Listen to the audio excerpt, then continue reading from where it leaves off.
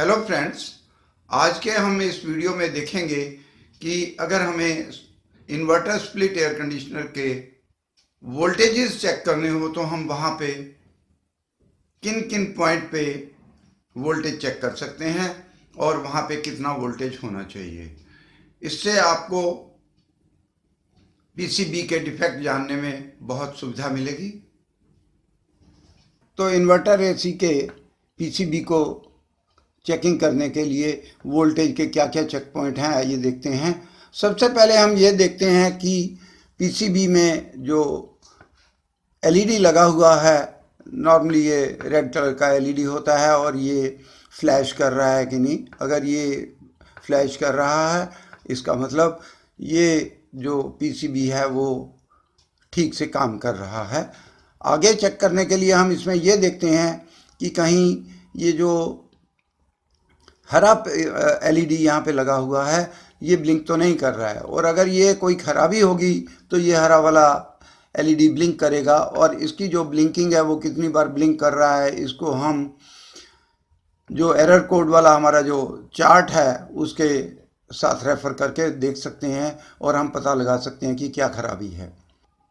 PCB को input voltage check करने के लिए अगर पीसीबी में कोई खराबी आ रही है तो हमें चेक करना है कि उसमें इनपुट वोल्टेज आ रही है कि नहीं आ रही है। तो उसके न्यूट्रल और लाइन जो पॉइंट हैं यहाँ जैसा दिखाया गया है इनके बीच में हम एसी वोल्टेज चेक करेंगे और यहाँ पे हमें लाइन वोल्टेज मिलना चाहिए, जैसा कि यहाँ पे 221 वोल्ट आ रहा है।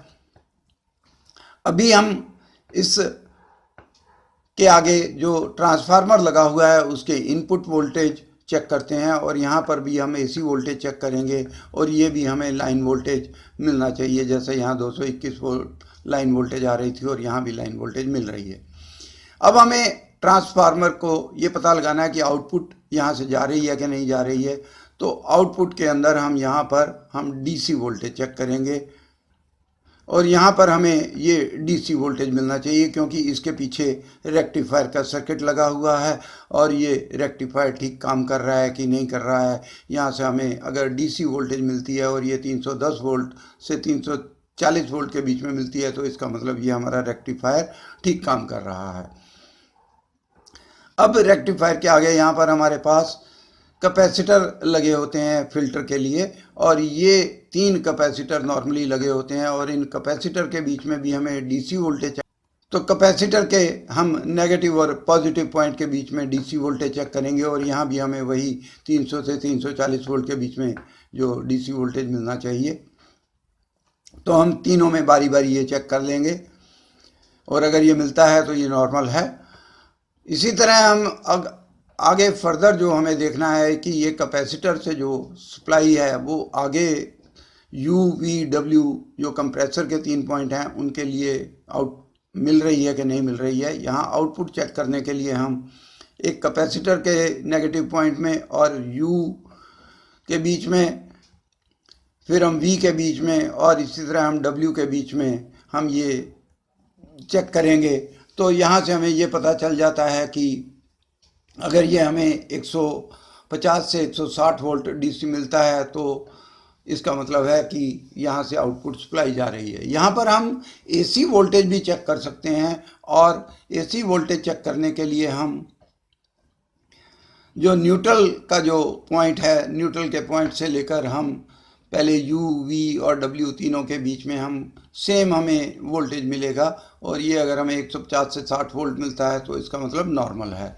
और कभी कभी गैस लीक होने के केस में ये जो वोल्टेज है वो हमें 50 से 60 वोल्ट यहाँ पे मिलता है और ये कांस्टेंट रहता है, चेंज नहीं होता है। इसका मतलब है कि ये जो है हमारा गैस इसमें से लीक हो गई है, कंप्रेसर नो लोड पर चल रहा है। अब अगर हमें एक पॉइंट हमारा रह जाता है और वो है फैन मोटर के लिए, और फैन मोटर के लिए जो इसमें जो स्पीड है वो जिस स्पीड पर फैन मोटर चल रही होगी हम उसके और हम न्यूट्रल के बीच में line voltage AC voltage check करेंगे। लाइन वोल्टेज अगर मिलती है तो इसका मतलब ये हमारा जो पीसीबी है वो फैन मोटर को आउटपुट दे रहा है। हाँ, आउटडोर फैन मोटर जो होती है वो एक ही स्पीड पर चलती है, तो इसका हम फैन मोटर के जो स्पीड में हम इसको चेक कर सकते हैं। तो उम्मीद है आपको ये वीडियो काफ़ी मददगार साबित होगा। अगर आपको कुछ और जानकारी चाहिए तो आप कमेंट में लिखें। धन्यवाद।